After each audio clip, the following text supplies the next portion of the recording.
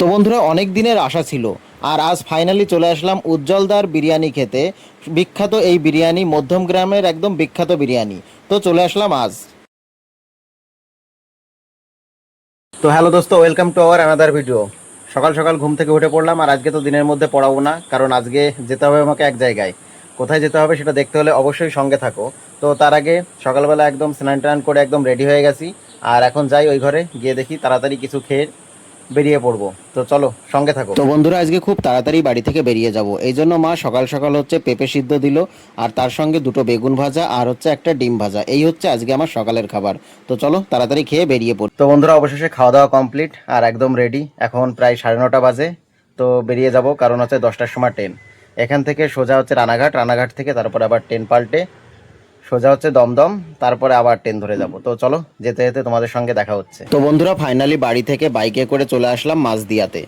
আর আজকে বাইক নিয়ে এসেছি, তবে ভাইকে সঙ্গে করে এনেছিলাম, কারণ ওকে বাইক দিয়ে দিলাম আর তারপরেই হচ্ছে আমি বেরিয়ে পড়লাম, কারণ বাড়িতে ফিরতে আজকে অনেকটাই লেট হয়ে যাবে।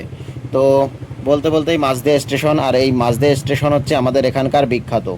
আর কথা বলতে বলতেই দেখো ট্রেনটা চলে আসলো। আর এই ট্রেনে করেই সোজা যাব হচ্ছে রানাঘাট, কারণ এটা হচ্ছে রানাঘাট লোকাল, কারণ রানাঘাটের ওই পাশে এই ট্রেনটা আর যাবে না।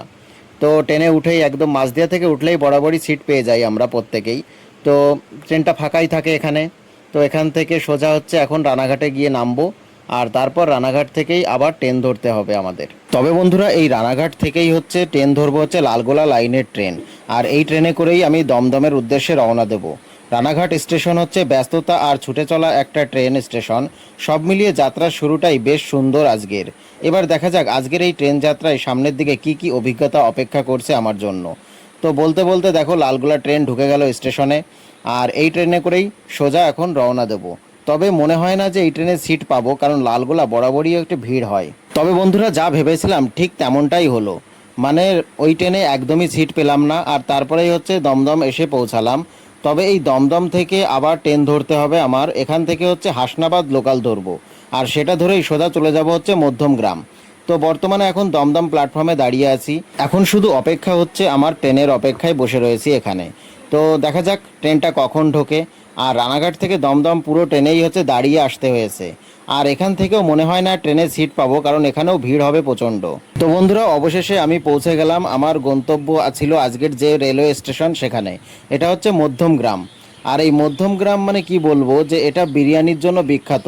কারণ এর প্রত্যেকটা অলিতে গলিতে শুধু বিরিয়ানির দোকান, একটার পর একটা বিখ্যাত। উজ্জ্বলদার বিরিয়ানির দোকান, লখনৌ বিরিয়ানির দোকান, তারপরে হলো B3 বিরিয়ানির দোকান, রেড ড্রাগন, মানে প্রভৃতি আরও অনেকে আছে, আমার নাম জানা নেই অত। তো এখানে বিরিয়ানির জন্যই এটা বিখ্যাত। তো চলে আসলাম বিরিয়ানির শহর মধ্যম গ্রামে। তো বিরিয়ানির দোকান খুঁজতে খুঁজতে চলে আসলাম ভুল করে পরীক্ষার সেন্টারের সামনে। আসলে আমি এখানে আসতে একদমই চাইনি, আমি এসেছি বিরিয়ানি খেতে। তো চলো, এই সেন্টার এখানেই থাকুক, আগে আমরা বিরিয়ানির দোকানটা খুঁজে দেখি কোথায় আছে। তো বন্ধুরা, অনেকক্ষণ ধরে খোঁজাখুঁজির পর ফাইনালি খুঁজে পেলাম উজ্জ্বলদার বিরিয়ানির সেন্টার।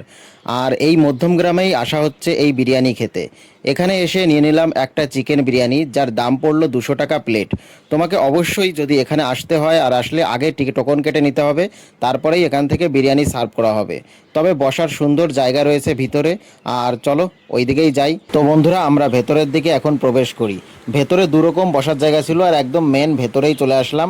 আর এসে চারিদিকটা শুধু একটু দেখো, যে এইখানে উজ্জ্বলদার ছবি এবং তার ফ্যামিলির ছবি সমস্ত কিছুই ওখানে দেয়া আছে।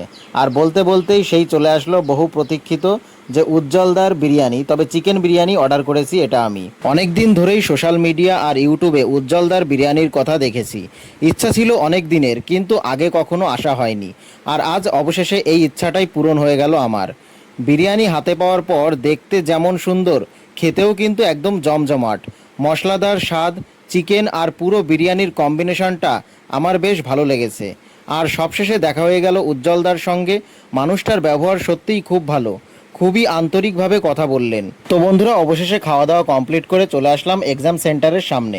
কি আর করা যাবে, এসেই যখন পড়েছি তাহলে পরীক্ষাটা দিয়েই নি। একবারে পরীক্ষা দিয়ে বেরিয়ে তারপরেই দেখা হচ্ছে তোমাদের সঙ্গে। অবশেষে পরীক্ষা কমপ্লিট করেই সোজা অটো ধরে চলে আসলাম সোদপুর প্ল্যাটফর্মে। কারণ ওখান থেকে যদি আবার ট্রেন ধরতাম, আমাকে যেতে হতো দমদম, সেখান থেকে আবার ট্রেন ধরতে হতো। এই জন্যই ডাইরেক্ট হচ্ছে এক্সাম সেন্টারের বাইরে থেকেই দেখলাম সোদপুরের দিকে অটো যাচ্ছে আর মাত্র 23 টাকা ভাড়া নিল। তবে কি বলবো বন্ধুরা, সেই সোদপুর থেকে উঠেছি আর রানাঘাট পার করে তারপরেই হচ্ছে বসার জায়গা পেলাম। তো অবশেষে অনেক রাত হয়ে গেল, এখন বাড়ির দিকে রওনা দিচ্ছি। তো বন্ধুরা, এই ভিডিওটা যদি তোমাদের ভালো লেগে থাকে তাহলে অবশ্যই লাইক কমেন্ট শেয়ার করো। আর হ্যাঁ, যদি চ্যানেলে নতুন হয়ে থাকো তাহলে অবশ্যই সাবস্ক্রাইব করে পাশে থেকো। তোমাদের সঙ্গে দেখা হচ্ছে আগামীকাল নতুন একটা ব্লগে। আজ